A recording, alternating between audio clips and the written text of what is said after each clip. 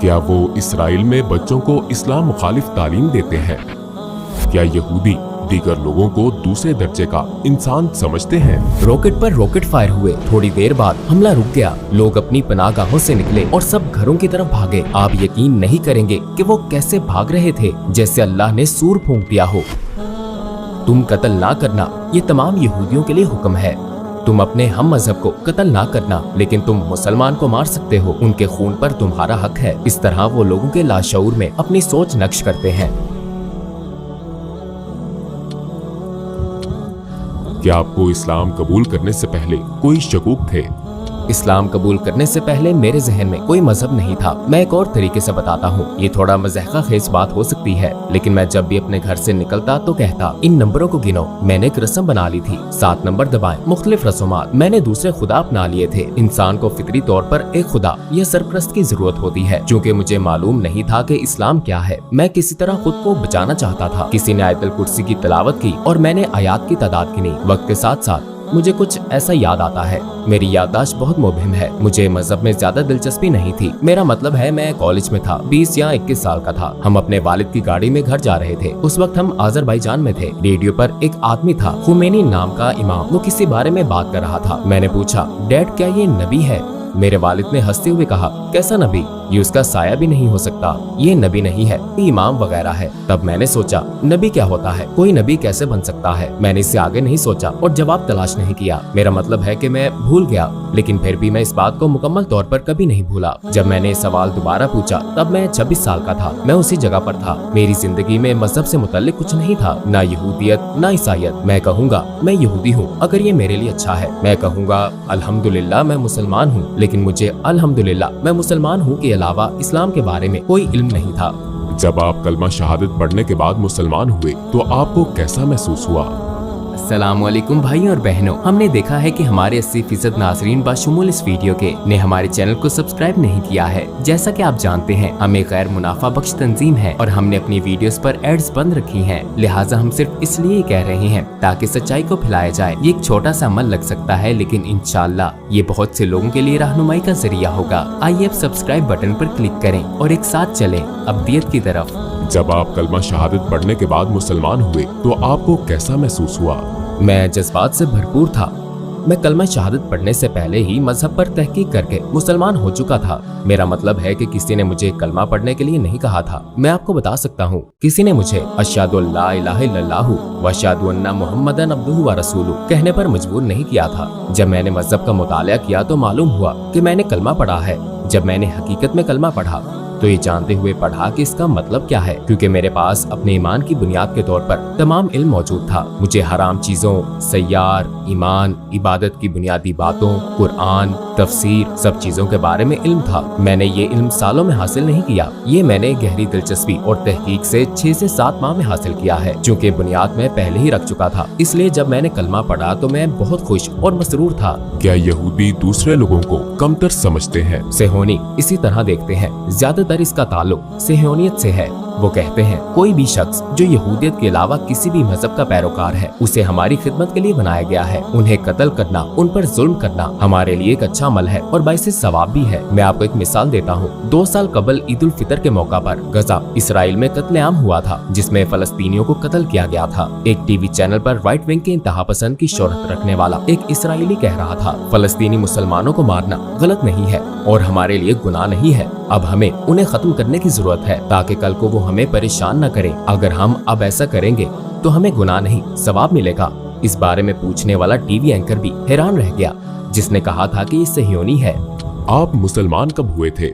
आपने मुसलमान होने का फैसला कैसे किया? जिस्मानी और रूहानी तौर पर मुझे काफी मुश्किल वक्त देखना पड़ा। ये एक महफूज पनाहगाह है। ये मुझे हराम चीजों में नहीं मिली।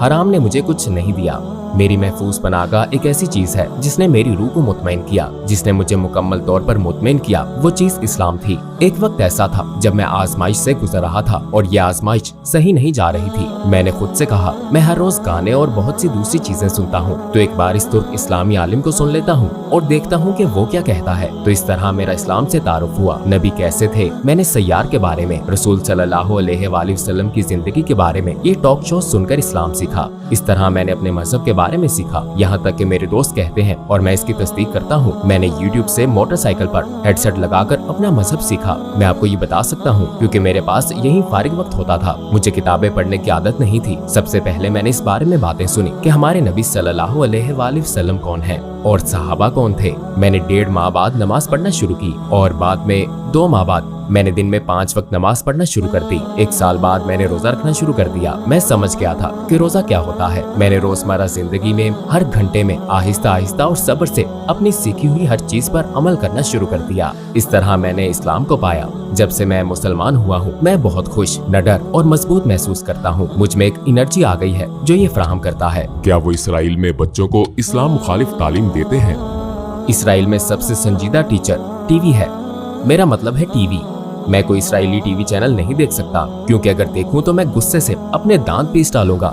इतने झूठ और बहतान मैंने किसी और चैनल को इस अंदाज में इतनी मुबालगा राय करते नहीं देखा क्योंकि वो आपके लाशूर की तरबियत पर बहुत ज्यादा सरमायाकारी करते हैं। फलस्तीनी दहशतगर्द, कोई जुमला फलस्तीन और दहशतगर्दों की जिक्र से खाली नहीं है।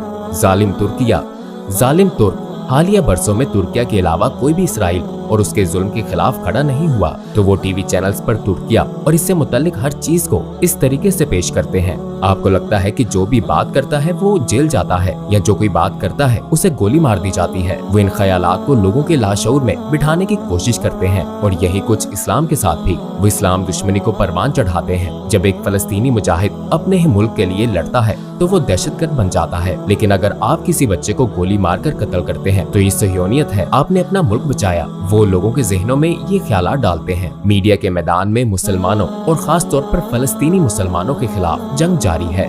तौरात में 10 अहकामात हैं। तुम कत्ल ना करना, चोरी ना करना, तुम धोखा ना देना, तुम जिना ना करना और इस तरह के 10 अहकामात हैं। वो ये सब तौरात में देखते हैं लेकिन फिर कहते हैं तुम अपने हम मजहब को कत्ल ना करना। करप्शन, वो अभी करप्शन कर रहे हैं। तुम अपने हम मजहब को कत्ल ना करना लेकिन तुम मुसलमान को कत्ल कर सकते हो, उसका खून तुम्हारा हक है। इस तरह वो इन ख्यालात को लोगों तक पहुंचाते हैं। यरूशलेम के बारे में इसराइल का मौक़िफ़ क्या है? ये मुसलमानों पर इतना जुल्म क्यों करते हैं? यरूशलेम इसराइल का सबसे अहम मसला है। ये सहयोनियत की अव्वलीन ख्वाहिश और ख्वाब है। दीवार गरिया का मतलब है यरूशलेम, इसीलिए उन्होंने इसे ये नाम दिया है। वो इसमें दाखिल नहीं हो सकते और ये मस्जिद अक्सा और हैकल सुलेमानी के नीचे है। मेरा मतलब है वो इस दीवार पर रो रहे हैं। दीवार के पीछे वो अल-अक्सा और यरूशलेम के लिए रोते हैं। हैकल सुलेमानी अल-अक्सा के नीचे है। सहयोनियत में उनके अकीदे के मुताबिक एक दिन वो अल-अक्सा को तबाह कर देंगे और हैकल सुलेमानी को दरियाफ्त कर लेंगे। और हैकल सुलेमानी के बिल्कुल सामने एक पहाड़ पर यहूदियों का कब्रिस्तान है। यहूदी लोग इसी कब्रिस्तान से दोबारा जिंदा होंगे और हैकल सुलेमानी पहुंचेंगे और यहाँ जमीन पर जन्नत में रहेंगे और सहयोनियत दुनिया पर हुक्मरानी करेगी। ये उनका ख्वाब और उनकी ख्वाहिश है और उसे पूरा करने के लिए यरूशलेम अहम है। जब वो यरूशलेम पर हमला करते हैं, जो वो हर रोज करते हैं, अल-अक्सा यरूशलेम मुकम्मल तौर पर इंशाअल्लाह ऐसा कभी नहीं होगा। अगर वो अल-अक्सा को गिरा देते हैं तो इस बात की निशानी होगी कि वो दुनिया पर हुकूमत करते हैं और वो हैकल सुलेमानी भी बनाएंगे। इसीलिए यरूशलेम उनके लिए वाकई अहम है। यरूशलेम वो जगह है जहाँ से उनकी फतह शुरू होगी। मैं जानता हूँ कि आपको इसराइल में इस्लाम पर अमल करने में मुश्किलात का सामना करना पड़ा, फिर आप तुर्किया चले गए। आपने तुर्किया में कैसे एडजस्ट किया? क्या आप यहाँ बतौर मुसलमान रहने में आसानी महसूस करते हैं? जब मैं कहता हूँ कि मैंने अपना मजहब YouTube से सीखा है तो मेरा मतलब होता है उन स्कॉलर से जो YouTube पर मेरे लिए काबिल भरोसा हैं, मोतबर जराए से। जब मुझे असर अल सादा, आयशा रजी अल्लाह अन्हा, खतीजा रजी अल्लाह अन्हा और दीगर सहाबा रजी अल्लाह अन्हुम के बारे में मालूम हुआ तो उनके बारे में जानने के बाद मैं तुर्किया में इस्लाम के बहुत आला मेयार की तोक़ो कर रहा था। जब मैं यहाँ आया तो मुझे बिलाशुबा एक धचका लगा। मैं ये ऐसे शख्स के तौर पर कह रहा हूँ जो इसराइल में रहा है। मैंने अपने आप से कहा ये लोग सारे नहीं, इनमें से कुछ, इनमें और यहूदियों में क्या फर्क है? मेरा मतलब है ठीक है अजान तो होती है, मैं भी सुनता हूँ, मगर मस्जिदें खाली हैं। मैं सड़कों पर चलता हूँ तो देखता हूँ कि कैफे भरे हुए हैं, इसराइल की तरह। बार्स भरे हुए हैं, बिल्कुल इसराइल की तरह। मैंने मवाजना किया है। बहुत सी चीजें हैं जो मुझे पसंद हैं, जिन पर मैं कहता हूँ अल्हम्दुलिल्लाह। आपकी बहुत सी फाउंडेशंस और इदारे हैं जो लोगों को अल्लाह और उसके जिक्र की तरफ बुलाते हैं। ये नेमत है। इसराइल में एक भी ऐसा इदारा नहीं है। एक मजहब, एक जैसी रवायात और रस्म और रवाज वाले लोगों के साथ रहना बहुत अच्छा लगता है। मुझे यहाँ कोई अजनबियत महसूस नहीं होती। मुझे जबान सीखने में कोई मुश्किल पेश नहीं आई। हम बचपन से ही तुर्क टीवी देख रहे हैं।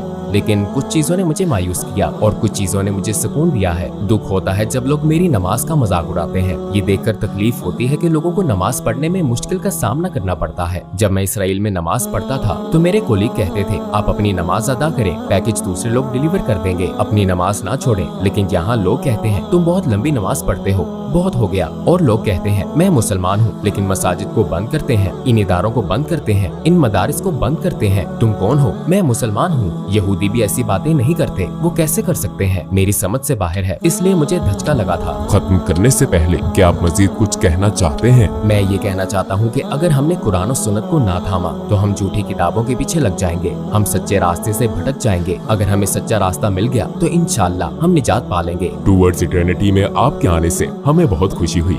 हमें खुशी है कि आपने सवालों के जवाब सच्चाई और ईमानदारी से दिए। आपने जो कुछ हमें बताया आपका इखलास है। हमें यहाँ टूवर्ड्स इटर्निटी में आपके साथ वीडियो शूट करके खुशी हुई है। अल्लाह आप पर करम फरमाए। मैं भी बहुत खुश हूँ। अल्लाह आप सब पर रहमत फरमाए और अल्लाह आपके काम में बरकत डाले। अस्सलाम वालेकुम।